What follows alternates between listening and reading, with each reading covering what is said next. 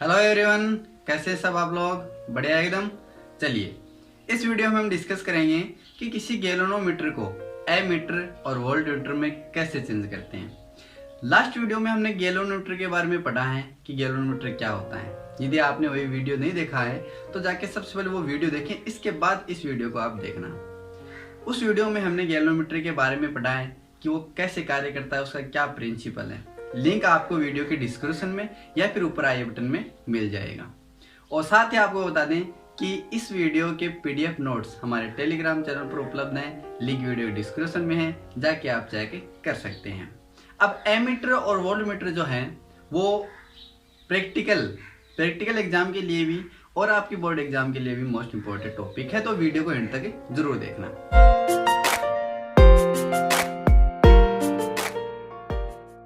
चलिए यहाँ पर सबसे पहले समझते हैं कि एक गैलोनोमीटर को हम एमीटर में कैसे चेंज करते हैं। तो हमने पढ़ा था कि हम जानते भी हैं कि गैलोनोमीटर के अंदर क्या होता है कि दो शक्तिशाली चुंबक होती हैं। एक एन होती है नॉर्थ सिरा और एक साउथ सिरा होती है। और जो आपकी चुंबक हैं वो किस रूप में होती हैं? वक्र के रूप में होती है, क्रव के रूप में होती है। अब वो क्रव के रूप में क्यों होती हैं? वो होती हैं आपकी uniform radial magnetic field produce करने के लिए। इसका मतलब हुआ कि आपकी जो मैग्नेटिक फील्ड है, आपकी जो मैग्नेटिक फील्ड लाइंस हैं वो क्या होनी चाहिए? उसकी रेडियस के पैरेलल होनी चाहिए। ठीक है। इसके बाद हमने पढ़ा था कि उस मैग्नेटिक फील्ड के बीच में एक कुंडली लगी होती है जो क्या होती है? कच्चे लोहे की बनी होती है। अब वो कच्चे लोहे की क्यों होती है वो कुंडली? कि आप जानते हैं कि यदि किसी कच्चे लोहे को हम मैग्नेटिक फील्ड के अंदर रखते हैं तो वो कच्चा लोहा यानी वो कुंडली भी आपकी एक मैग्नेटिक फील्ड क्रिएट करेगी, यानी एक चुंबक की तरह वो व्यवहार करेगी। और साथ ही इस कुंडली के ऊपर copper wire, insulated copper wire को क्या कर दिया जाता है? लपेट दिया जाता है।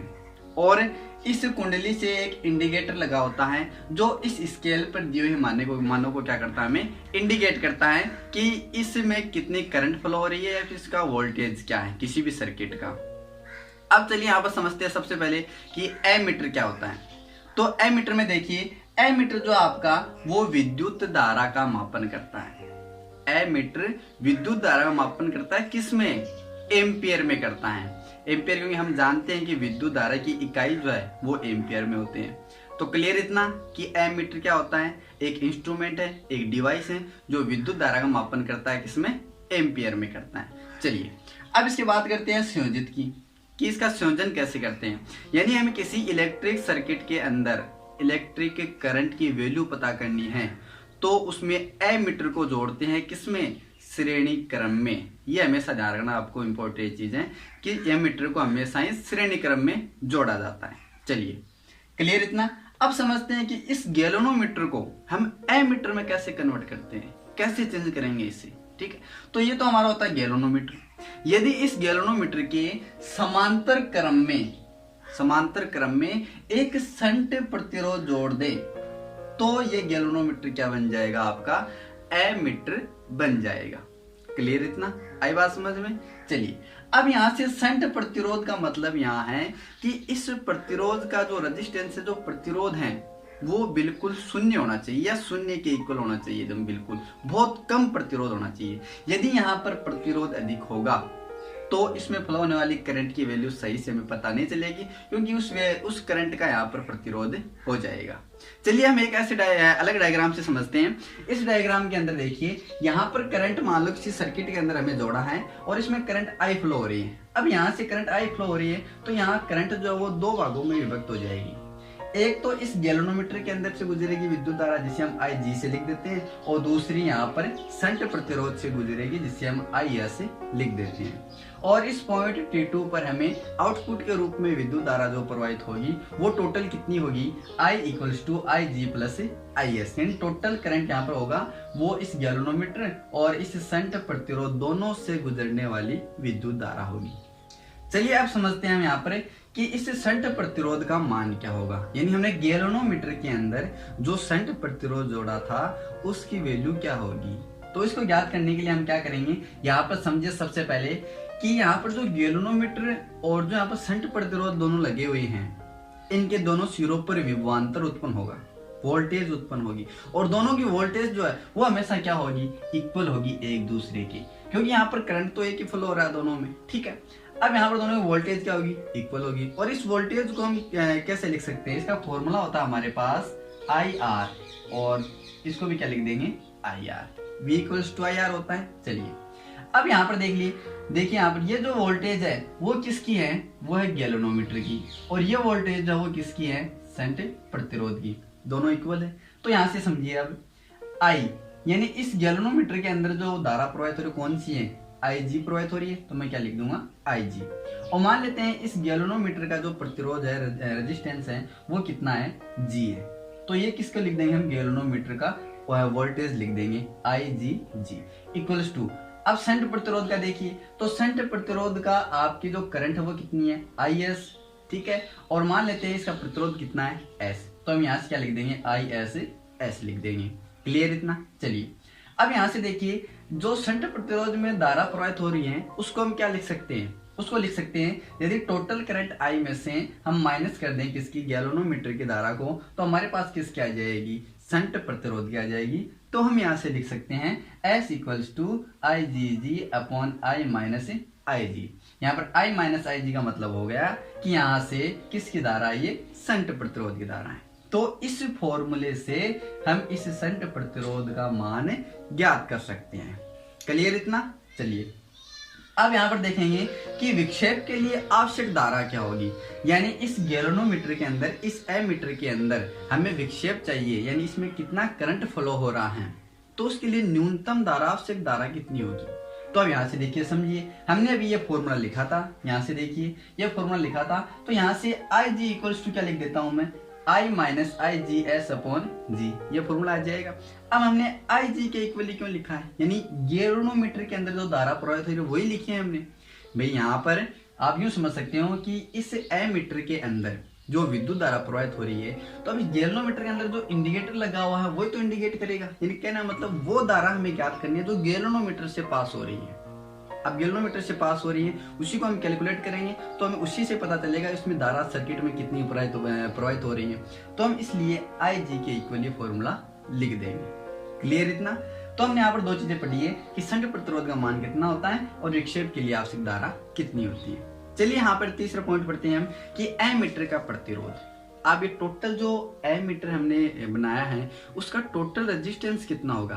पहले तो बात यह है कि एक सुग्राही, एक अच्छी प्रकार से, यानी एक न्यूनतम विद्युत धाराओं मापने वाला जो एमीटर है उसका प्रतिरोध हमेशा शून्य होता है, ठीक है। तो अब इसका प्रतिरोध याद करते हैं पूरे एमीटर का। तो एमीटर को मान लेते हैं कि इसका कोई प्रतिरोध RA है, ठीक है। तो मैंने मान लिया कि इसका प्रतिरोध कितना है, वो पूरे एमीटर का RA है। अब यहाँ से देखिए कि इस पूरे एमीटर का जो प्रतिरोध है वो किसके कारण होगा, वो दो चीजों के कारण होगा।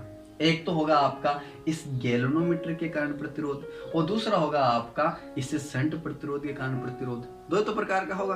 तो हम यहाँ से लिख सकते हैं 1/RA इक्वल्स टू 1/ गैल्वेनोमीटर का प्रतिरोध और प्लस शंट प्रतिरोध का प्रतिरोध। ओके, चलिए अब यहाँ से हम लिख सकते हैं RA equals to GS/S plus G, लघुत्तम लेके, ठीक है, एलसीएम लेके। अब यहाँ से देखिए, अब मैंने क्या बताया कि आपका शंट प्रतिरोध जो है उसका जो प्रतिरोध हमेशा 0 के इक्वल या फिर 0 के लगभग समान होता है, ठीक है। तो यानी हम यहाँ पर कह देंगे कि जो शंट प्रतिरोध का जो प्रतिरोध है वो गैल्वेनोमीटर से बहुत क्या है, कम है। तो बहुत कम है, तो हमें लगभग G+S को यानी शून्य के बराबर मान सकते हैं। शंट प्रतिरोध कोई प्रतिरोध नहीं है, ऐसे समझ सकते हो आप। तो मैं यहाँ पर क्या लिख सकता हूँ, G+S इक्वल्स टू क्या लिख सकता हूँ, लगभग समान है किसके, G के, क्योंकि यहाँ पर शंट का तो कोई प्रतिरोध ही नहीं है, ठीक है। ओके, अब यहाँ से देखिए इसकी जगह हम G लिख देंगे तो G से G कैंसिल आउट हो जाएगा, हमारे पास क्या बचेगा, RA इक्वल्स टू S। यानी इस एमीटर का जो प्रतिरोध है वो किसके कारण होगा, केवल शंट प्रतिरोध के कारण होगा।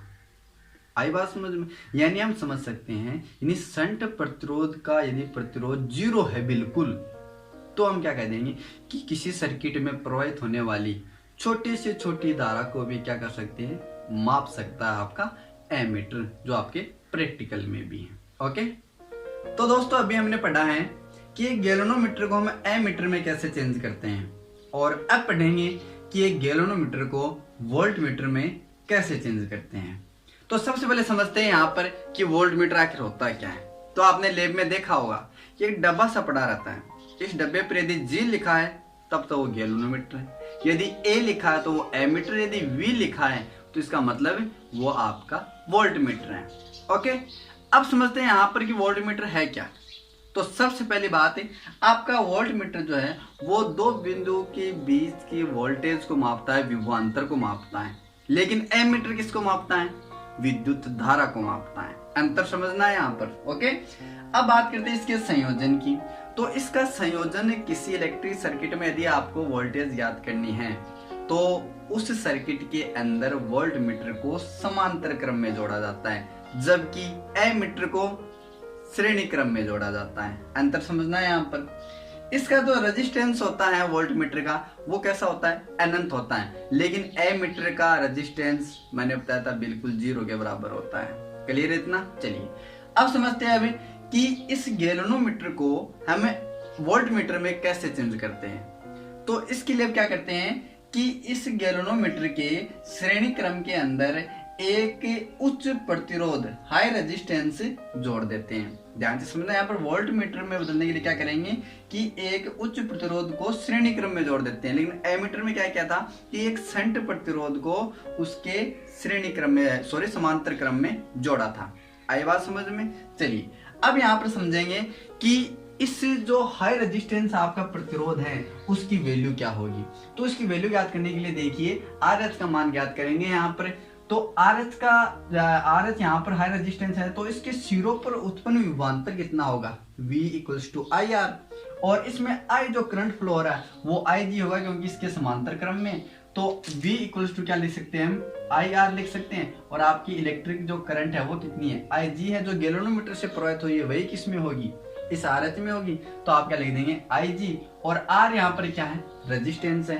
तो अब टोटल रेजिस्टेंस कितना होगा आपका? इससे यदि वोल्टमीटर के टोटल रेजिस्टेंस की बात करें तो कितना होगा?